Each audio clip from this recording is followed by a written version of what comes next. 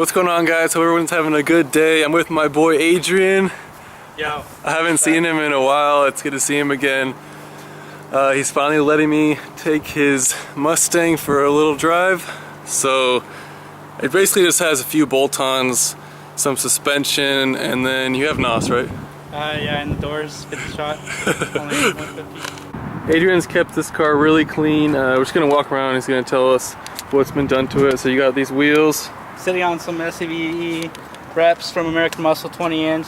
In the front I got the GT Ultra Nittos. I usually run Nitto or nothing. But I went to LA Sunday Fun Day a few months ago and had these Continentals for a real good price. I had to get some burners for the event. Yeah, so you got a pretty much straight pipe catback. Yeah, from a MagnaFlow 3-inch over axle pipes with muffler delete. Yeah, it's really loud.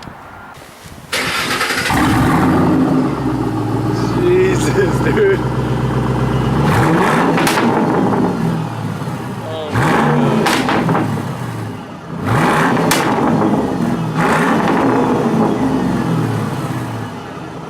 God. And you got a intake. JLT intake, stage 3, 93 octane tune, runs on 91, and SR lowering springs also from American Muscle. Earth shifter. Oh yeah, the Hurt shifter. And yeah, those things are notchy. Stage 2 3/4 weight reduction. What kind of clutch do you have? Did you just get an OEM one? Oh yeah, that's right. XXXHP Mach 500. Oh, you got an XXXHP? Yeah, stage 2. Oh, stage 2. Yeah. Quick little interior shot. It's got that Hurt shifter right there. Looks pretty good. Those things are so notchy. The leather seats. 10-inch subwoofer on the door panel. So this is a 2010? Yeah, it's 2010 GT? Considered an early 2010 because late 2010 they made the 5.0. Oh. But they're technically considered the 2011. Okay. But they came out in December of 2010. So after that there was no more 4.6? No. Really? Oh, I didn't know that. To the Coyote 5.0. And then that was it? And yeah. then it was just the V6? Yeah. Wow. 2011. Oh, so I didn't know that. Okay. Alright guys, I'm going to try not to stall. This is actually probably like my Integra. Really? Dude, there's a lot of dead space. What do you mean? Oh yeah, I know what you mean. After like a lot of free it play. engages, yeah, it's like the opposite of the Z. Wow. Okay. Because dude, so you driven the Z? The Z, no? Yeah, your friends. Oh yeah. So you know how the clutch is all the way to the top? Yeah. It's way different, huh? Yeah, his is way at the bottom. The Z. Oh, it's at the bottom? Yeah, it's all the way at the bottom. What? Oh, so he messed with this then? Probably. It's not stock. Because all the stock Zs, the clutch engages at the very last second, all the way at the top. So his is not like that. Yeah. Yeah. So I mean, Mustangs, dude. Like, I've never really been into muscle cars. Like Adrian knows, we always beef each other. Yeah. Because I have like JDM and like 4, and he's like all American. Yep. But no, but I mean, like, you could talk crap all day about Mustangs, but they make cheap power so easily, and that's like one of the huge benefits. People spend like 80 cars. Oh my God, you can spend a couple thousand in this and you're going so fast. Yeah. You got big power. And it's so easy to work on. Yeah. It's really reliable, to be honest, especially the 3 valves. And with this tune, it allows me to shift that 8K consistently every single time. Yeah, I always thought that was crazy about this car is that the red line shows like 62. Yeah. But it lets you rev out, which is really weird. I have reason to believe that I have a different ECU in this, and/or it's been flashed. Yeah, something might have happened. Because when I went to get small. Well, because when you bought it, it already had a tune, right? Yeah. Yeah, so maybe something happened. It had an intake but no tune. That was the problem. That's why I had it cut for the longest time. Jeez, that was a nice backfire. It doesn't shoot flames, does it? No. Yeah, so one thing about these American cars is they really paid attention to comfort. You know, it was definitely a thought. Like, it wasn't just straight performance. That's when I was sitting, I mean, you drive down the road, it's comfortable, it's not beating you up. Like, you have plenty of room in here. And that's something with the American muscle cars that you get that you don't get sometimes in Japanese cars, in Japanese sports cars. Yeah. But to be honest, when you buy a Mustang, it's like, the majority of people don't buy it because like how nice it is inside, because it's really not even that nice inside here. Yeah. But you really buy it because what you can do with it for so cheap and go so fast for so cheap. That's why you really get these cars. Yeah, a lot of people beat up on these interiors. Yeah. They talk a lot.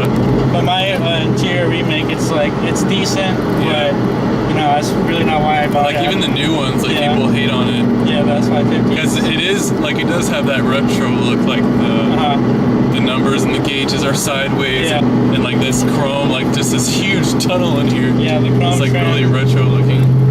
Yeah, dude. So this shifter and clutch are taking some getting used to because they're both really tough. Like you really gotta push that shifter into gear.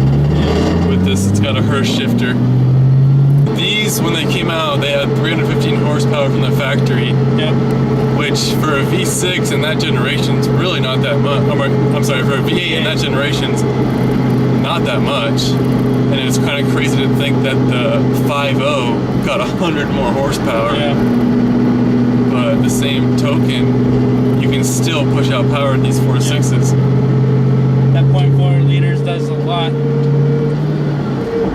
Best thing about my motor is the compression rating is 9 to 8. So it really likes boost. Isn't that funny how every car owner loves that? Yeah. Like they want to hear it from the outside, but they don't want to let anyone drive it. Yeah. That's how it is. It's always different from the inside. Mm-hmm. Like, you can't really tell how loud it is. Yeah. I love how it sounds with the setup right now.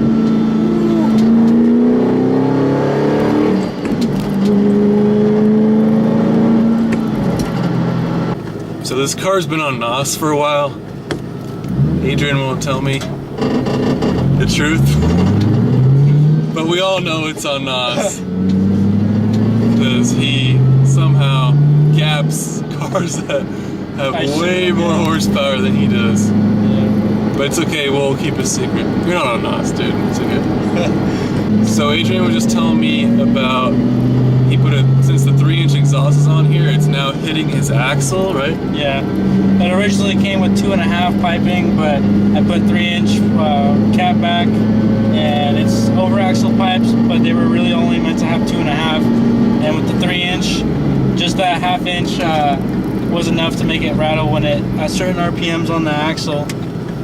And if I feel like if I went any lower, I'd start pinching the piping.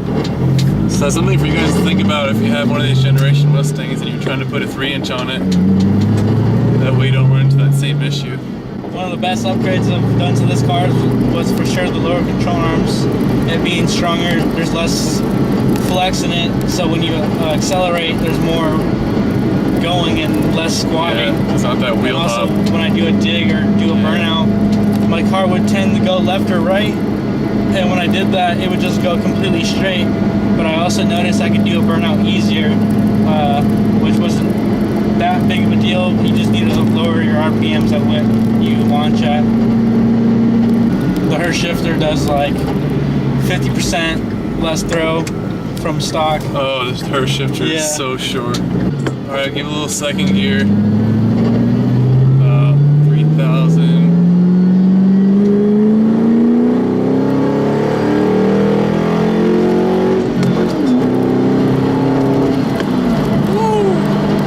This car is actually really, really safe, and it's crash safety rating.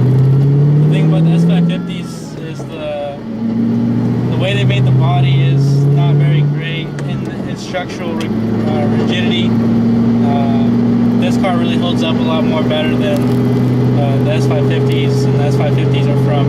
That's where the older generations are safer. Yeah. That's new. Definitely, I don't think I've ever heard that before. Yeah, so another thing about American muscle cars is you can get a lot of power for not as much money as basically everyone else. Yeah. So that's the other thing. It's like you can literally get in something like this and it's gonna keep up with on track nowadays and then a straight line with, you know, cars 3 times its price. Yeah. So that's another thing with the American muscle cars that you gotta think about.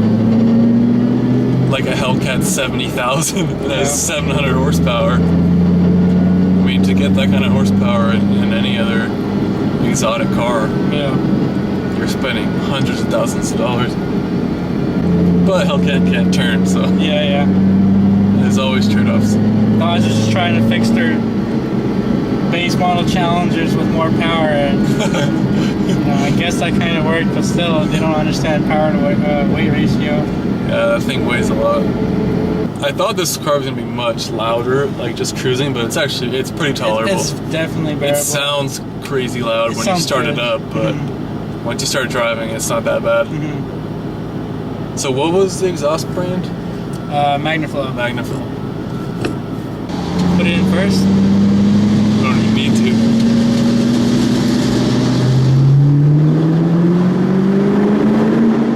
Oh my god, that was 3,000 RPM. That was 3,000 RPM. Oh my god, that's crazy. Does it keep getting louder, you feel like, or no? It gets louder. It gets really loud.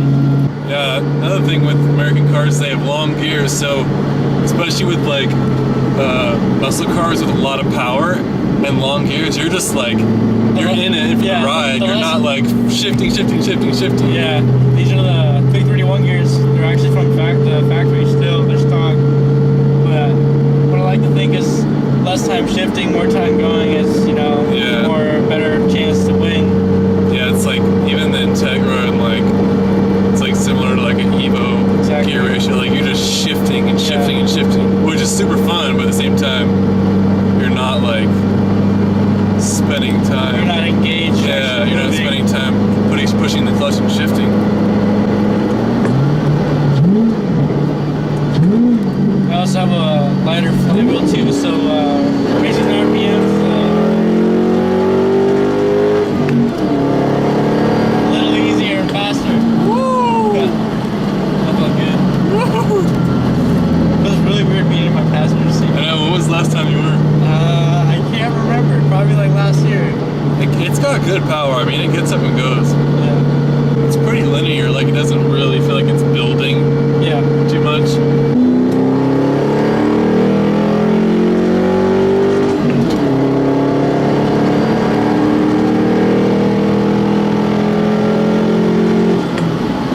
So you can get these cheap now, huh?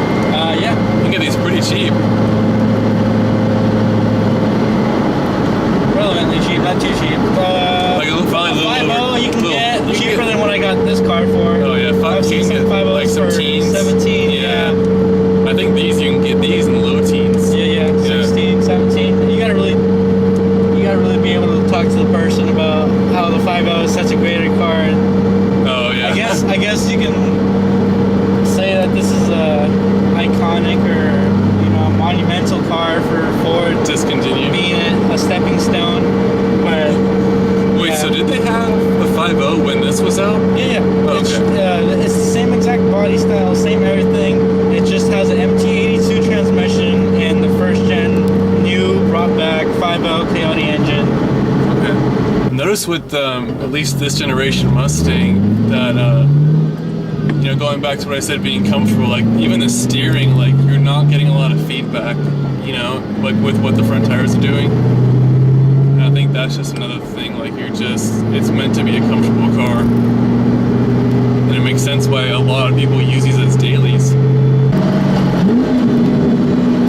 Yeah, that sounds good.